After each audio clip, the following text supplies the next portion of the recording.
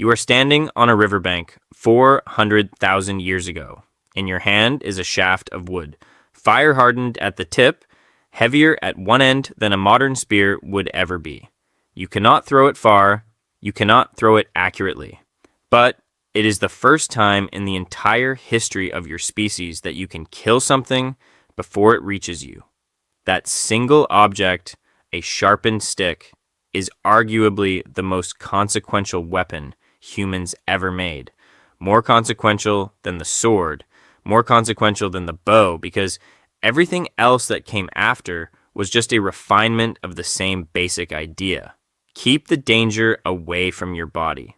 So, how did we get from a fire-hardened stick to a weapon so effective that entire empires built their armies around it, and it stayed in active military use for longer than any other weapon in human history? The answer stretches back further than most people expect, involves a species that wasn't even us, and unfolds across nearly 500,000 years, 4 continents, and at least 8 independent military traditions.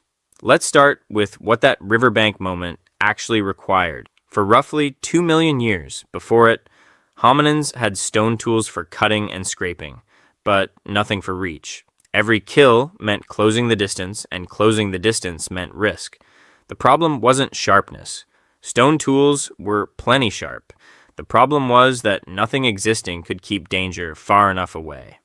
In 1994, in a coal mine near Schöningen, Germany, workers uncovered 8 wooden spears preserved in ancient lake sediment.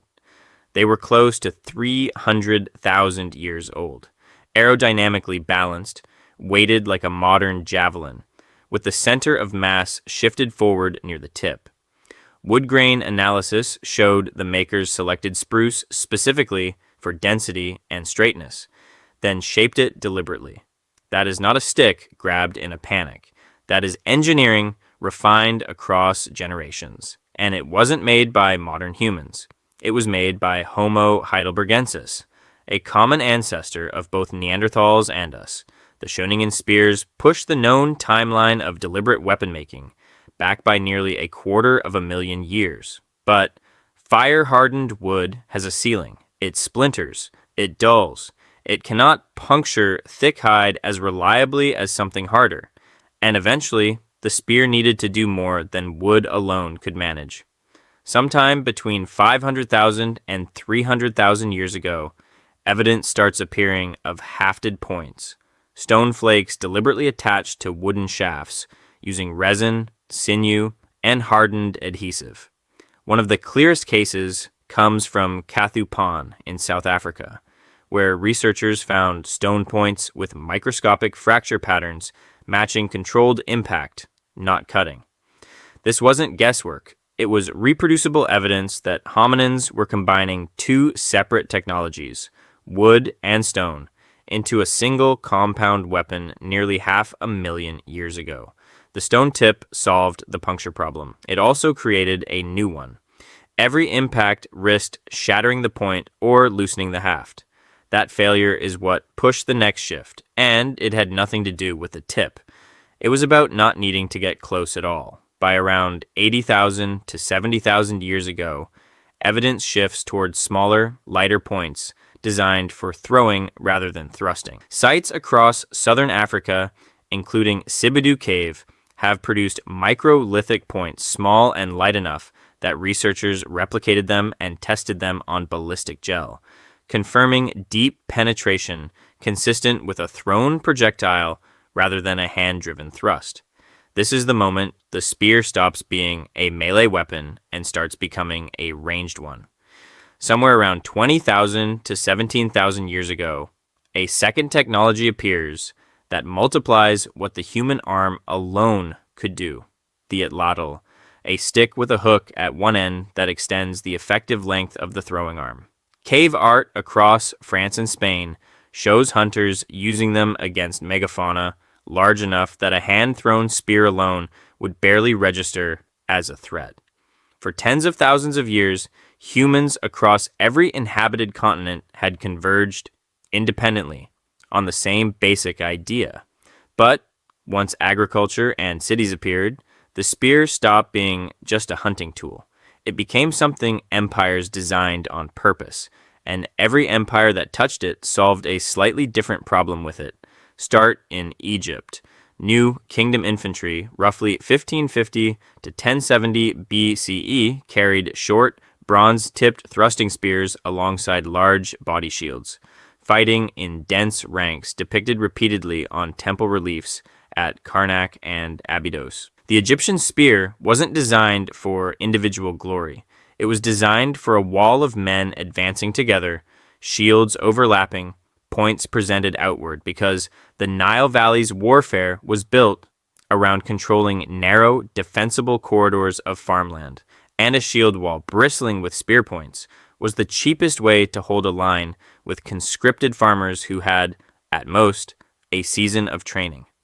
Greece took that same shield and spear logic and turned it into the dominant military system of the ancient Mediterranean for nearly 3 centuries. The Hoplite phalanx, emerging around the 7th century BCE, armed each soldier with a dory, a thrusting spear roughly 2.1 to 2.7 meters long, tipped with an iron point and often finished with a bronze butt spike called a soriter, literally lizard killer, which doubled as a backup weapon if the main shaft snapped. At the Battle of Marathon in 490, it was disciplined spear-armed ranks, not superior weapons, that broke a numerically larger Persian force. The sword, for a hoplite, was a last resort sidearm. The spear was the actual weapon of war. Then, Macedon pushed the same idea to an almost absurd extreme. Under Philip II and later Alexander the Great, in the mid-4th century BCE, the Macedonian phalanx adopted the sarissa, a spear between 4 and 6 meters long, requiring both hands to wield and forcing soldiers to carry a much smaller shield strapped to the forearm instead of gripped by hand.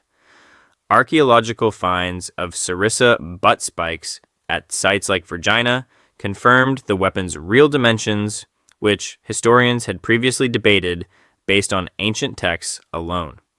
Alexander used that same formation to defeat much larger Persian armies at Gaugamela in 331 BCE, reach substituting for numbers. Rome, characteristically, borrowed the concept and then engineered around its weaknesses.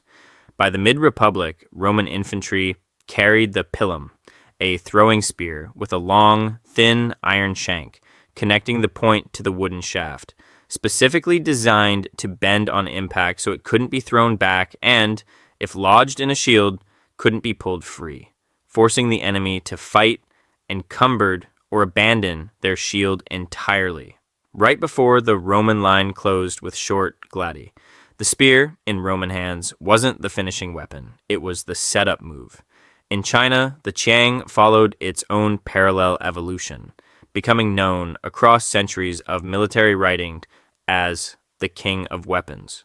By the Song and Ming dynasties, military manuals cataloged dozens of qiang variants, and excavated battlefield inventories consistently show spears outnumbering swords by wide margins in actual army equipment, mirroring what shows up independently in Japanese arsenal records from castles like Himeji, where the Yari, straight-bladed and often over 3 meters long, let lightly trained Ashigaru infantry hold formation against mounted samurai.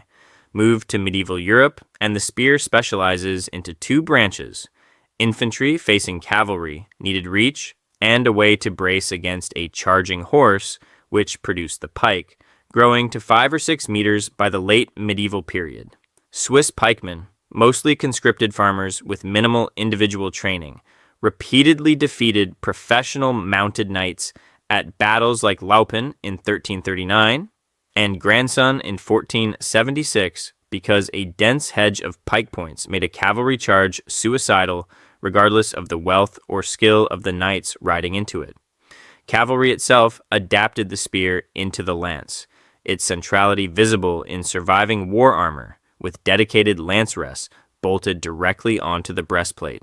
And across the Atlantic, the same underlying problem produced the same solution, again through the Atlatl, still in active military use by Aztec warriors when Spanish conquistadors arrived in the early 16th century, capable of punching darts through European-style armor at close range.